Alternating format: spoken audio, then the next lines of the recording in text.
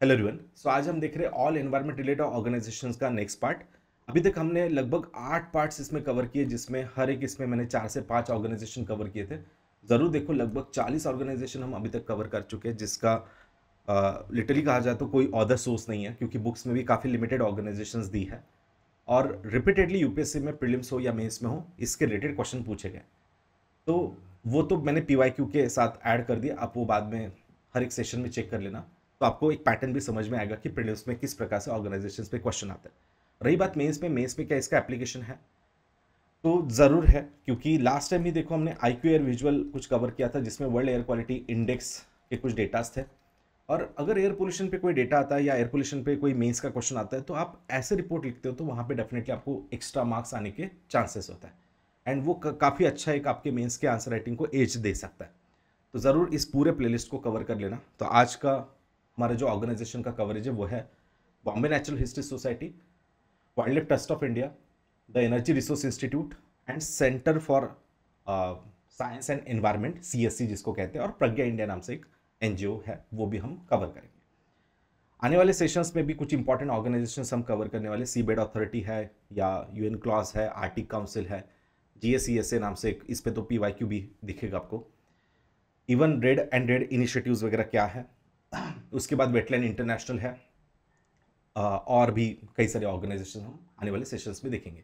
तो थोड़ा अपडेटेड रहो, आने वाले जो भी सेशंस होंगे उसको अलर्ट पे रहो, और जब भी आएगा तब आप उसको कवर कर लेना। रही बात नोट्स की, तो नोट्स आपको मिलेंगे Sumit sir notes Telegram channel पे, जहाँ पे फाइल सेक्शन में जाके आप देख सकते हो काफ़ी सारे नोट्स यहाँ पे आपको, इवन हैंडआउट्स मैंने प्रोवाइड किए कि जो लास्ट मिनट पे आप रिवाइज कर सको, ऐसा कंसाइज मटेरियल आपको यहाँ पे मिल जाएगा।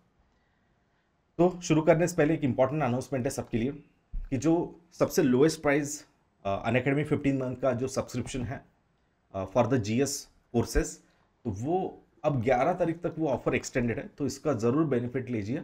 और पूरे जो कोर्सेस है तो उसको आप एक्सेस ले सकते हो, और ये 11 तारीख के बाद काफ़ी ज़्यादा बढ़ जाएगा, 60,000 तक लगभग जा सकता है। तो इसका ज़रूर बेनिफिट लीजिए, ठीक है। और अगर आपको कुछ डाउट्स वगैरह हो गए तो आप इसी टेलीग्राम चैनल पे मुझे, वहाँ पे चैट बॉक्स है, तो वहाँ पे आप पूछ सकते हो कि क्या क्या प्राइजेस रिलेटेड है, या फिर एनी सपोर्ट अगर आपको लगता है तो please let me know in the comment box. तो चलो शुरू करते हैं बॉम्बे नेचुरल हिस्ट्री सोसाइटी। तो फर्स्ट है कि ये काफ़ी पुरानी ऑर्गेनाइजेशन है, इस पे इवन क्वेश्चन भी आया था, you can see the question first, कि BNHS ये क्या ऑटोनॉमस ऑर्गेनाइजेशन है under the ministry of environment forest climate change. Then it strives to conserve nature through the action-based research, education, and public awareness. It organizes, conducts, and nature trails camps of the general public. तो समझ में आ रहा है कि यहाँ पे question देखो organisation के काफ़ी डिटेलिंग में दिख रहा है, और क्या मिनिस्ट्री के अंडर आता है एक्सेट्रा। तो अगर अपना इतना भी आइडिया आ जाता है कि हाँ ये काफ़ी पुरानी ऑर्गेनाइजेशन 1883 की है, तो तब मिनिस्ट्री का कोई पार्ट था ही नहीं, इंडिया ही इंडिपेंडेंट नहीं था, तो मिनिस्ट्री की बात दूर रहेगी। तो इसलिए ये ब्रिटिश टाइम में ऑर्गेनाइजेशन एस्टैब्लिश हुई थी, 1883 की बात है। और ये लार्जेस्ट नॉन गवर्नमेंटल ऑर्गेनाइजेशन है which is engage in the conservation of biodiversity and research. इसका अगर हम इन्वॉल्वमेंट देखेंगे इंटरनेशनल लेवल पे, तो बर्ड लाइफ इंटरनेशनल नाम से एक संस्था आती है, उनके साथ इनका पार्टनरशिप है। जो बर्ड लाइफ इंटरनेशनल हमने कुछ प्रीवियस ऑर्गेनाइजेशंस में कवर किया था सेशंस में, तो ये इंपॉर्टेंट बर्ड एरियाज वगैरह डिक्लेयर करता है, कि जैसे काजीरंगा है या केवलादेव घाना नेशनल पार्क है, तो जो माइग्रेटरी बर्ड्स के लिए इंपॉर्टेंट लोकेशन है उनका उनके साइट्स को डिक्लेयर करना और उनको प्रोटेक्शन प्रोवाइड करना। बट इंडिया में ऐसे कौन से साइट्स है जो इतनी इंपॉर्टेंट है बर्ड्स के माइग्रेशन या बर्ड्स के हैबिटेट के लिए, तो वो बताने का काम BNHS यहाँ पे करती है। इनका लोगो जो देखोगे तो हॉर्नबिल कुछ यहाँ पे लोगों में दिख रहा है, बाकी scientific and industrial research organisation या कम्युनिटी लेवल अवेयरनेस या कैंपिंग वगैरह ऑर्गेनाइज करना, ये सारे काम ये करते हैं, सो दैट अवेयरनेस प्रोग्राम भी इनके थ्रू चलता है। तो internet of birds, IT consultancy Accenture के साथ इनका कोलैबोरेशन है। जो नए नए बर्ड्स अगर कहीं पे हो गए तो उसका डेटा भी इनके पास अवेलेबल होता है इस प्लेटफॉर्म पे, जहाँ पे ये डिफरेंट फोटोज़ वगैरह निकालते हैं, और वो फोटोज़ को रिकॉग्नाइज करके वो स्पीसीज ओल्ड है या न्यू है या उसके न्यू डेटा जो है तो वो अपडेट करता है। तो ये काम BNHS का यहाँ पे दिख रहा है। तो इस क्वेश्चन को आप आराम से समझ सकते हो कि ऑटोनॉमस अंडर मिनिस्ट्री है क्या? नो, क्योंकि काफ़ी डिफरेंट ऑर्गेनाइजेशन है, मतलब काफ़ी पुरानी भी है, और ये पहले ही कुछ बनी थी, तो ये सेपरेट इंडिपेंडेंट ऑर्गेनाइजेशन है। बाकी second and third is definitely correct. तो इस प्रकार के क्वेश्चन आप देख सकते हो। नेक्स्ट है wild life trust of India. तो ये 1998 में एस्टैब्लिश हुआ था under act, that is income tax act, इसके अंडर एक रजिस्टर्ड चैरिटी है और इनका काम वही है कि वाइल्ड लाइफ के कंजर्वेशन, एंडेंजर्ड स्पीसीज जो है थ्रेटन हैबिटेट से, तो उनको कंजर्व करना एंड कम्युनिटी लेवल पे अवेयरनेस क्रिएट करना। तो ऐसा ये wild life trust of India आता है, जो नॉन प्रॉफिट ऑर्गेनाइजेशन है, ये भी कोई मिनिस्ट्री के अंडर नहीं आती है एंड इसका हेडक्वार्टर जो है नोएडा यूपी में आता है। और बाकी बस यही कि कंजर्वेशन करना, कंजर्वेशन रिलेटेड डेटा संवर्धन करना जो बायोडाइवर्सिटी है and work for the welfare of individual and wild animals also. इनके प्रायोरिटीज एरिया अगर देखा जाए तो जहाँ पे बायोडाइवर्सिटी ज़्यादा है, मतलब जैसे कि हिमालय है, नॉर्थ ईस्ट इंडिया है या वेस्टर्न घाट का पार्ट है, तो यहाँ पे इनके प्रायोरिटीज एरिया दिखेंगे। तराई मतलब जो शिवालिक के फुटेज का पार्ट है, जैसे दुधवा, वाल्मीकि राष्ट्रीय पार्क है, मानस नेशनल पार्क है, जहाँ पे तराई वेटलैंड जैसे एरियाज है, वहाँ पे इनका मेजर वर्क होता है क्योंकि वहाँ पे ज़्यादा बायोडाइवर्सिटी दिखती है।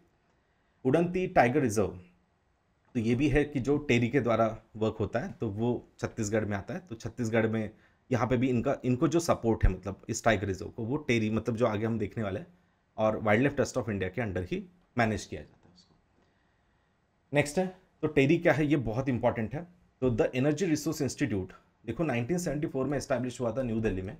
अगेन ये भी एक स्पेशलाइज ऑर्गेनाइजेशन है। हाँ, यहाँ पे मिनिस्ट्री है, वो कौन सी मिनिस्ट्री है, ministry of renewable new and renewable resources, जिनके अंडर एक गृहा नाम से भी एक बहुत बड़ा इंपॉर्टेंट इनिशिएटिव चलता है, green rating of integrated habitat assessment. इस पर भी एक PYQ आपको दिखेगा डेफिनेटली।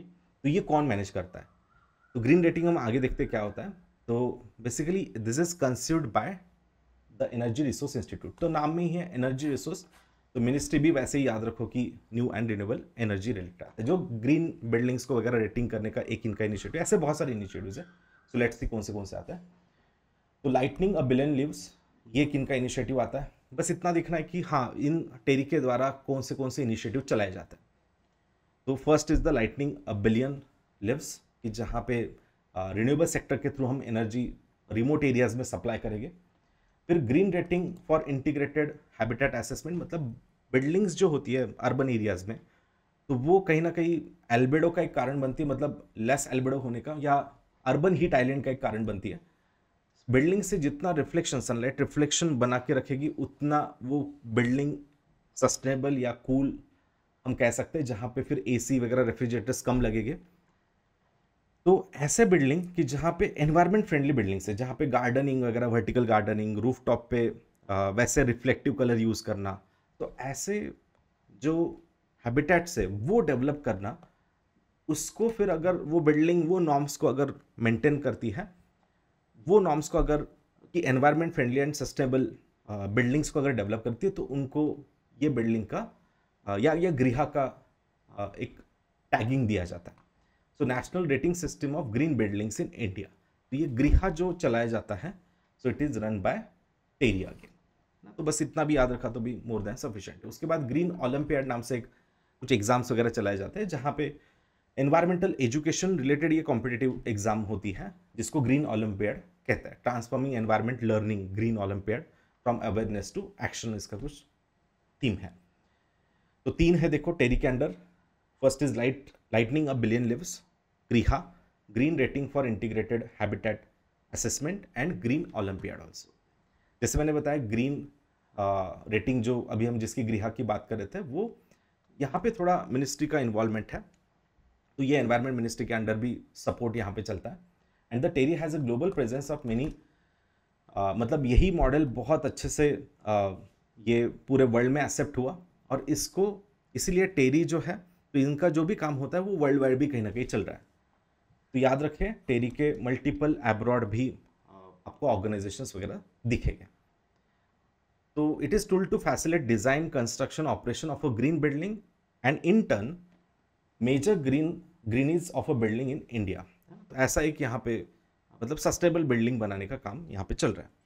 बाकी TERI and Shell release a report title India transforming to a net zero emission energy system. तो शेल नाम से कंपनी आती है, तो शेल इंडिया एंड टेरी मिलके ये चला रहे हैं, जिससे हम 2050 तक कुछ ऐसे सेक्टर से, इंडस्ट्रियल सेक्टर्स हो या अदर सेक्टर्स है, वहाँ पे 2050 तक नेट जीरो अचीव करने की कोशिश कर सकते हैं।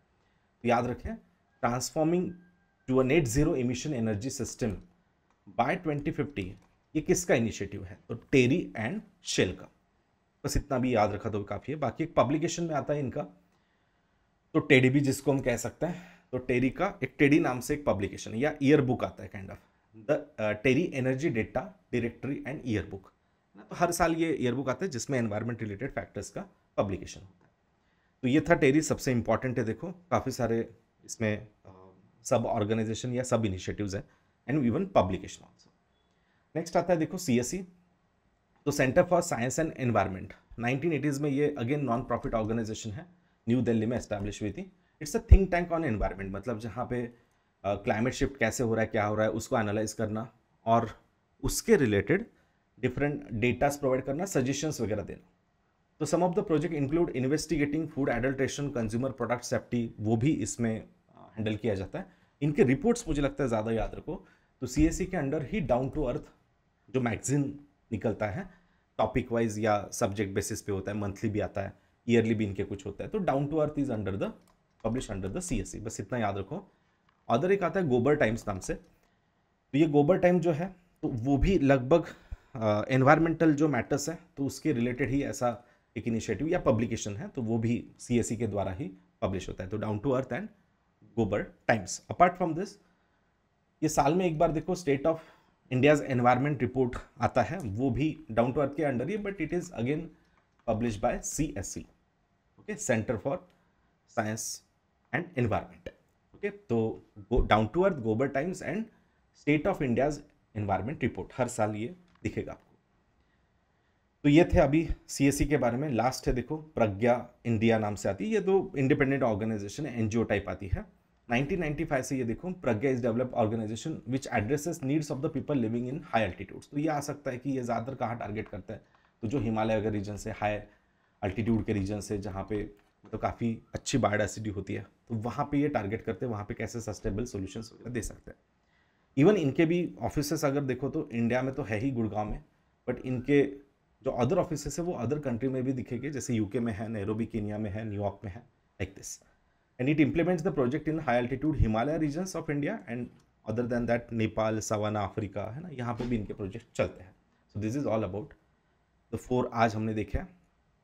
तो याद रखना BNHS होगा, CSE होगा, देन टेरी इंस्टीट्यूट हमने देखा, and after that this Pragya India. तो इसके सभी के जो नोट्स है आपको इसी चैनल पे मिलेंगे, Sumit sir notes Telegram channel पे, वहाँ से डेफिनेटली डाउनलोड करना। और नेक्स्ट सेशन में हम ये अनदर इंपॉर्टेंट ऑर्गेनाइजेशन देखने वाले हैं, ठीक है। बाकी फिर सब्सक्रिप्शन का मैंने आपको बताया कि लिमिटेड प्राइस जो लिमिटेड पीरियड के लिए होगा, 11 तारीख तक ही सब्सक्रिप्शन आप अवेल कर सकते हो। बाकी न्यू बैचेस ऑलरेडी स्टार्ट हो चुके हैं, जहाँ पे आरंभ बैच है, तो जहाँ पे एनवायरमेंट ज्योग्राफी मेरे एंड से कवर होगा, टर्म बैच होगी, या फिर जो इंग्लिश मीडियम कंप्लीटली बैच है या हिंदी मीडियम बैचेस है, वो भी आप सब्सक्रिप्शन ले सकते हो। देन संडे को हम देखते हैं कि सबसे important Unacademy all India prelim mock test होती है, उसको ज़रूर अटेंड करें, जहाँ पे काफ़ी सारे स्टूडेंट ये एग्ज़ाम देते हैं, और इसी में आपका रैंक आपको समझ में आ सकता है, तो डेफिनेटली इसको अटेंड करो। It is free for all, so you can register to this test. Description में इसका लिंक वगैरह आपको दिया है। Okay, so thank you all of you, see you in the next.